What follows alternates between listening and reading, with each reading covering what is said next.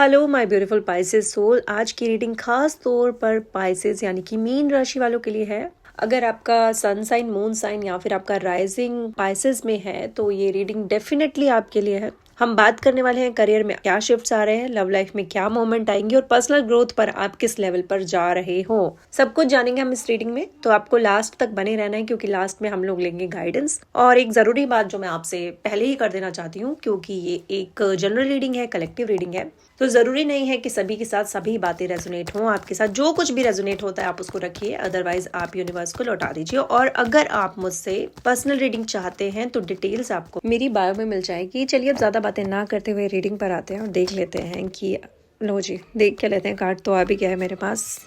तो आपकी जो ओवरऑल एनर्जी है ना, ये एक डीप ट्रांसफॉर्मेशन की है।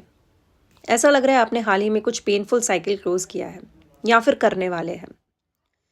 कोई बेट्रियल, हार्ट ब्रेक या फिर इमोशनल डिसअपॉइंटमेंट जिसने ना आपको अंदर से बदल दिया। लेकिन अच्छी बात क्या है यहाँ पर? अच्छी बात यहाँ पर ये है कि ये एंडिंग डिस्ट्रक्शन नहीं है, ये आपके लिए रीबर्थ है।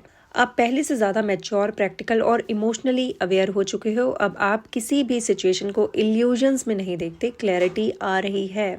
ये फेज आपको ना अपने आप में संपूर्ण बनाने आ रहा है। आप फील करेंगे कि मैं इनफ हूँ। फाइनेंशियली स्टेबल आप होंगे और इमोशनली सिक्योर बनने की तैयारी जो आप कर रहे हो ना, वो आप फील करने लग जाओगे। चलिए अब बात कर लेते हैं करियर एंड मनी। देखो, करियर में स्ट्रॉन्ग स्टेबिलिटी दिख रही है। अगर आप बिजनेस करते हैं तो ग्रोथ के चांसेस हैं, स्पेशली पार्टनरशिप या कोलैबोरेशंस में। अगर आप किसी के साथ मिलकर बिजनेस कर रहे हैं या फिर कोलैबोरेशन कर रहे हैं तो वहां पर आपके पास ग्रोथ के चांसेस हैं भाई। मनी फ्लो बैलेंस्ड रहेगा, लेकिन इम्पल्सिव डिसीजन अवॉइड कीजिएगा। मल्टीपल ऑप्शन सामने आ सकते हैं, लेकिन याद रखिएगा हर चमकती चीज सोना नहीं होती। कुछ लोगों को यहाँ पर प्रमोशन, एप्रिसिएशन और लॉन्ग टर्म फाइनेंशियल प्लानिंग का मौका मिल सकता है। बस कंफ्यूजन में डिसीजन मत लेना, क्लैरिटी के बाद ही एक्शन लेना है आपको। पहले क्लियर हो जाना, चीजों को अच्छे से देख लेना, उसके बाद ही एक्शन लेना है आपको। अब बात करते हैं लव एंड रिलेशनशिप्स में। तो लव लाइफ में हीलिंग एनर्जी है। अगर आप सिंगल है तो कोई इमोशनली मैच्योर पर्सन आपकी लाइफ में एंटर कर सकता है, कोई जो सिक्योर हो, आपको लेकर सीरियस हो और स्टेबल हो। कैजुअल नहीं है ये रिश्ता। और अगर आप रिलेशनशिप में है तो गिविंग रिसीविंग बैलेंस का टॉपिक आएगा। ये टाइम है ओपन कम्युनिकेशन का। आप खुलकर बातचीत करेंगे, क्या सुधार करने की जरूरत है वो देखेंगे और मिलकर आगे बढ़ेंगे। लेकिन एक चीज है आपके लिए यहाँ पर, ओवर थिंकिंग मत कीजिएगा। आपका माइंड ना अननेसेसरी वर्स्ट केस सिनेरियो बना सकता है, स्पेशली पास्ट एक्सपीरियंस की वजह से।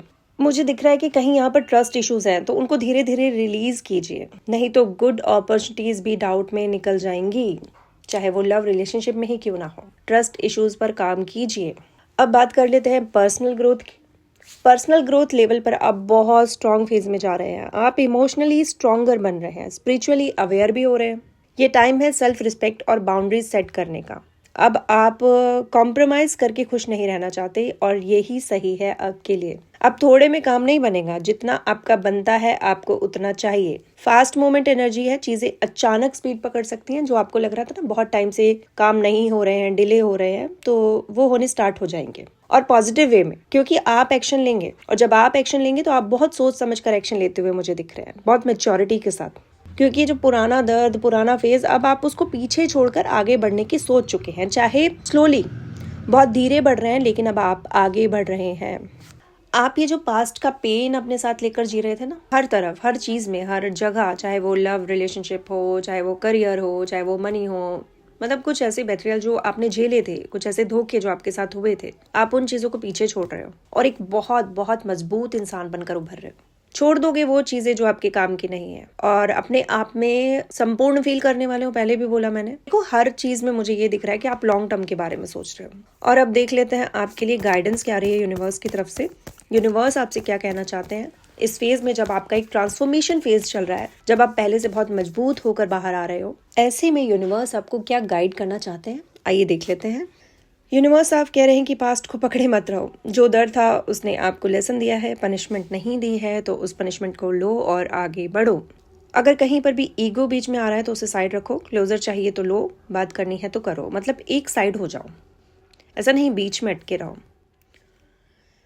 चेंज से मत डरो। ट्रांसफॉर्मेशन अनकंफर्टेबल होता है, ठीक है, लेकिन पावरफुल भी होता है। ये आपको बहुत मजबूत बनाने आया है।